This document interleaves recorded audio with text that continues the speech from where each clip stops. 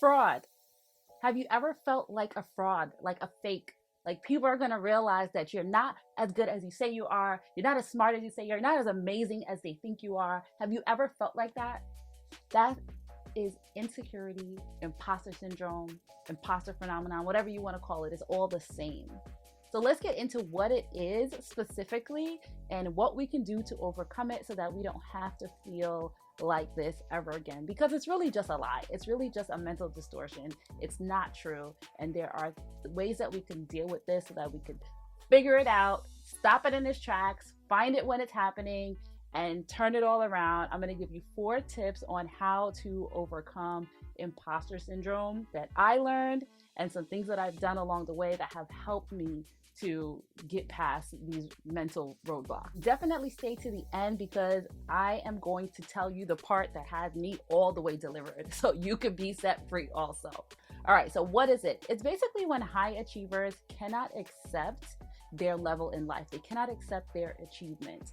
So it could be in school where you can't accept that you made it into a certain program, or you can't accept that you've gotten to a certain job, or you can't accept, the accolades or achievements that you've had in your lifetime. You just feel like you're not supposed to be there, you don't belong, you're a fraud, and before you know it, somebody's going to pull the curtain back and just expose you, right? You're just going to be all figured out, and you're going to be vulnerable, and you're going to be embarrassed, and you're going to be like, I knew it. I knew I didn't belong here.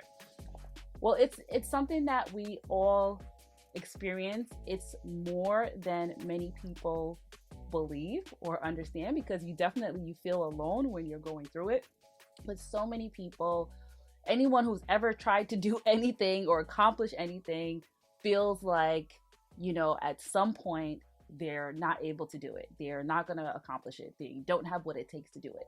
This is imposter syndrome. People from minority backgrounds may feel this a little bit more, because we may come from households where we're expected to highly achieve, or we may find that in society, in the environments that we're in, that we have to work twice as hard, or we've been told we have to work twice as hard just to achieve the same what other people achieve, right? Other people who are different achieve.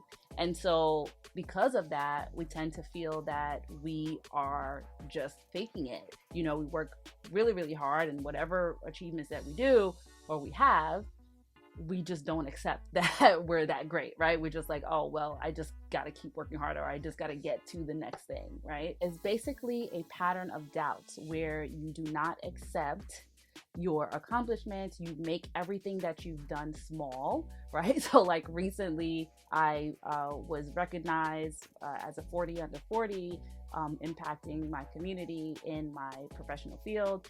And, it was a nice thing. It was a wonderful thing. It was great to be recognized, but also deep down inside, I felt like, oh, well, yeah, it's nice, but that's it, right? Like I didn't really feel like, oh my God, this is amazing, and this is like a really big, important thing. And I realized, while working through this, that this was imposter syndrome. This is imposter because I didn't believe, I was not accepting my accomplishment in that particular thing.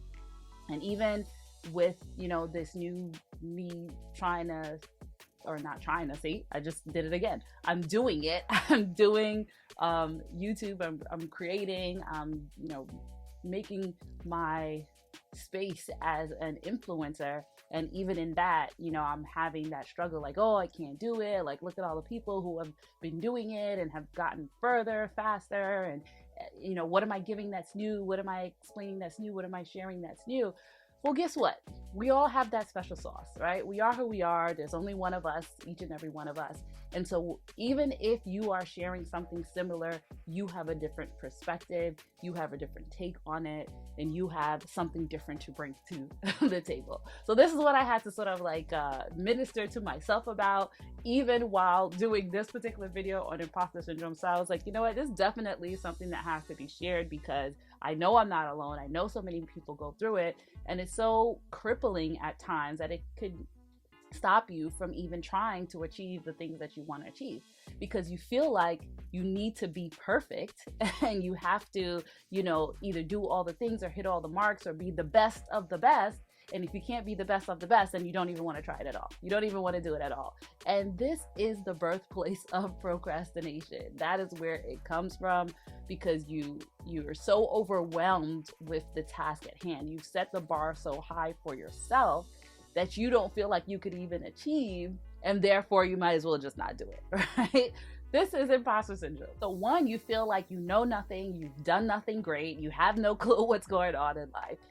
But then on the other side of it, you also fear failure. So because you feel inadequate of the things that you've accomplished or where you are, you feel like whatever you try, you're going to fail. So there's like an anxiety attached to it, as well as just a insecurity. And it's important to sort of identify this, because this could also cause you to fall into depression, fall into sadness, which will, later fall into depression. And that's when things start to fall apart. And so you'll use those things to say, oh, see, there are receipts. I am good for nothing. I'm not able to do X, Y, Z. But when it really is that we didn't try, or we gave up because of the fact that we were feeling like an imposter. So what can we do to overcome this foolishness, right? I mean, not to invalidate it. It's true. It's real.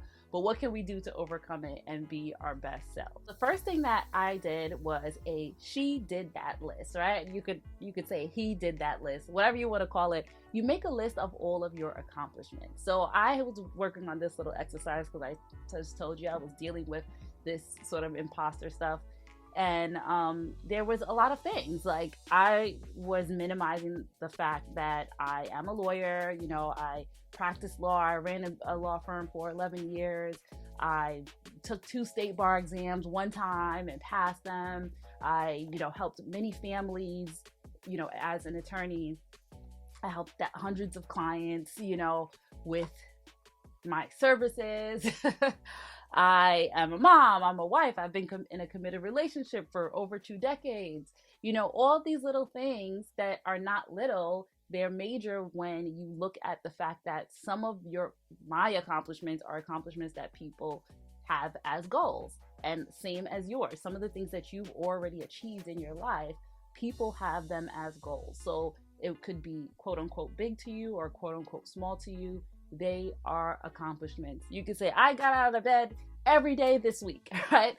There are some people who are struggling to get out of bed. So that is an accomplishment. Whatever it is, write it down.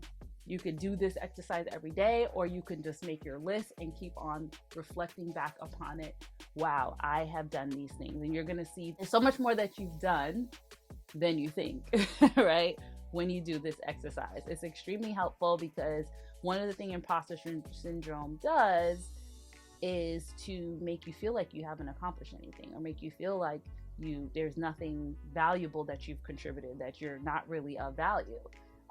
And so when you pull back those layers, you get to actually get the receipts of what you have done and what value you have brought to life and the people around you and to your life and everything that you're involved in. Number 2 is to talk to others who you admire, who you think have it all together, who you think are not imposters and know exactly what they're doing. Ask them if they've ever had these particular emotions. And I think you will be surprised to find out that at some point in everybody's life, they have this feeling, this point of view, whether it be, some people don't dwell in that space, but everyone has experienced to a certain degree not feeling inadequate and not feeling worthy of where they are or what they have, right? Just feel like, why me? Or it's not that big of a deal. I'm not that amazing. So I think if you dig deep and ask people around you about their experience, you'll find that you're not alone. And I'm sure you will find that, if this person had experiences where they did not feel worthy, and I think that they're accomplished, or surely my point of view is a little bit off here, and I could be minimizing the accomplishments that I've had. I was watching a video of this YouTuber, Ali Abdal.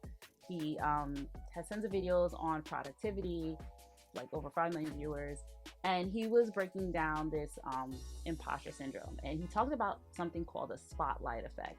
And the spotlight effect is where you feel like everyone is looking at you, everyone is judging you, and everyone's gonna, say something about what you do. Like, when you're having trouble, making certain decisions, you're like, oh, what are people going to think, XYZ?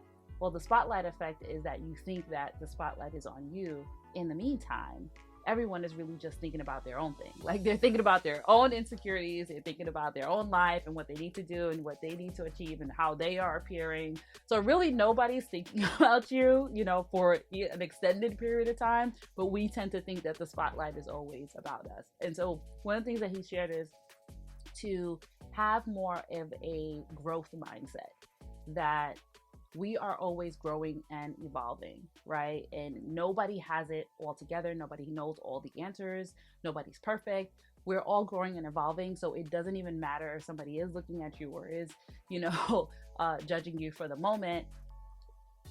It's practice. Life is practice. And, I learned this as a young attorney. I used to go to court for other attorneys who had too much work on their docket and couldn't appear in court for all of their cases.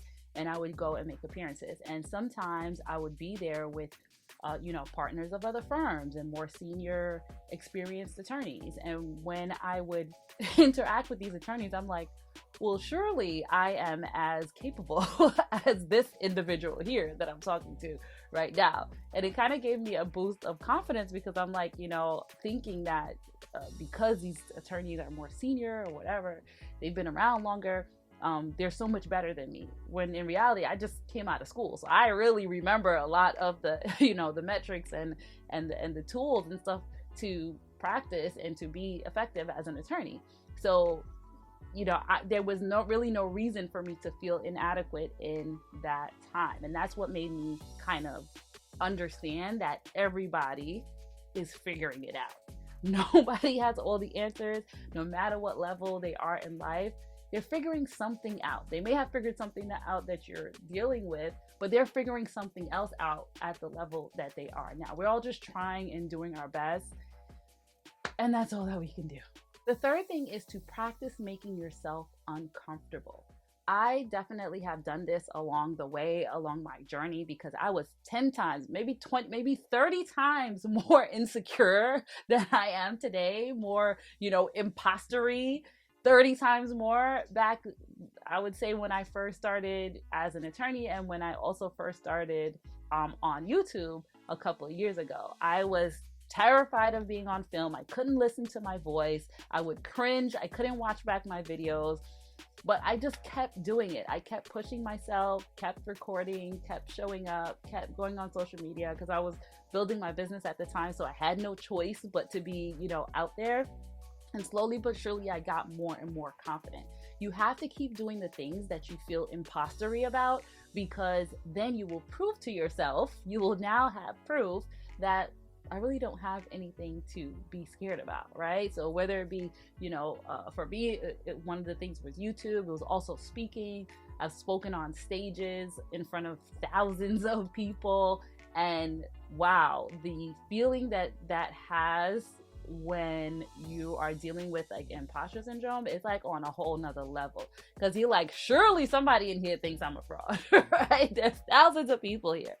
But you know what? Doing it over and over again had made me realize, and the feedback that I got from the audience, from the people I got to speak to, it made me realize that I really was just all in my head, right? While I was making up. And even if somebody was thinking something bad about me, nothing happened. Like, I never felt it. It didn't hurt me. You know what I mean? So keep doing the thing, keep showing up, keep, putting yourself out there, keep going for the projects, keep doing whatever the thing is that you're trying to accomplish. And you will start to feel, okay, I've gotten through it. I didn't die. I was able to get through it. You may even get good feedback or whatever it is, but the more you do it, the less you will feel like a fraud. And trust, it's going to evolve. When you get a new level, you're going to find that new devil, right? But you have to keep going forward. Remind yourself, okay, I've been here before. I know if I keep pushing forward, that I'm going to overcome this. Before I get to number 4, don't forget to like and subscribe. Hit that notification bell so you can see when I put these videos out every single Monday. All right, number 4 is really important. Number 4 is screw it. Screw everybody's opinions. Who cares? Like, it doesn't matter what anybody else thinks. And thinking about the opinions of others is the biggest crippling effect, the biggest thing that stops people from going forward for their accomplishments. And that's what imposter syndrome is rooted in, right? Is just being concerned with what other people think about you. Forget about the credentials, forget about, who thinks you're qualified to do whatever. Just forget about it. If you have a level of expertise and you have a level of experience, you've studied, you've learned, you've done whatever you've done, you are qualified. You're qualified to try. You're qualified to share your experience. You're qualified to move forward. If somebody puts you in the room, then you're qualified. If you got hired, you're qualified. If you're on the project, you're qualified. If they're paying you to do it, you're qualified. So don't care about what anybody thinks. The worst thing that happens is you get a no or you get fired or whatever the case is. But as long as you have your life, you live to try another day. That's all we can do. You are enough and you are plenty. Seriously, if you never celebrate your accomplishments, no matter how small they are, if you don't acknowledge those things, you're never going to get to a point where it's big enough for you to be excited about it. And you're never going to get to that climax where it's going to be all of a sudden, oh, this is the accomplishment. Yay! That doesn't happen because you have to be faithful over the small things. You have to celebrate the small things that you go through in life, because when those experiences that you now perceive as huge come, it's going to feel small, right? And so if you practice celebrating the small things, then you'll be able to celebrate that quote unquote big thing when it actually comes. And so if you are feeling like an imposter, just know this is something else that Ali Abdaal shared. And this is the thing that got me all the way delivered. He said that you do not have to be a guru. You can be a guide, right?